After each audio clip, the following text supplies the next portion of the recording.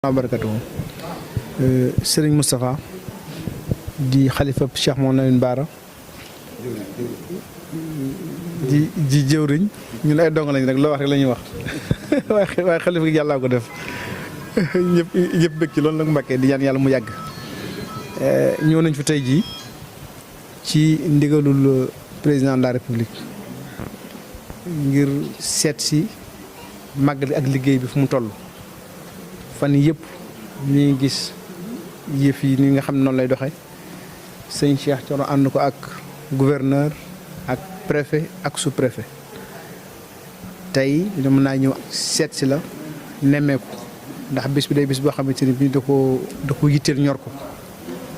loolu moo tax mu ne naa jiitu si ñu xool ko ndax délégation bi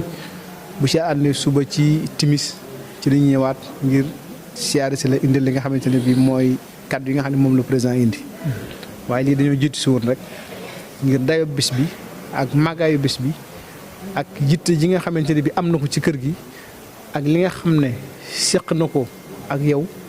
te loolu jóge woon ca sa wéjur baax wa di Cheikh Sidi Makhtar nga xam ne kenn du ko fàtte ndax liggéey ba bi nga xam ne liggéeyal na ko Serigne Touba loolu moo sabab ñu dikk fi tey jii ci turam dikkaale ki turu sa xarit directeur cabinet Makhtar Cissé moom itam mi ngi leen nuyu bu baax di la sant di la gërëm moom itam doom la ci kër gi di doomi sëñ bi kon sëñ Cheikh loolu rek mooy kaddu yi dañ doon nemmeeku si rek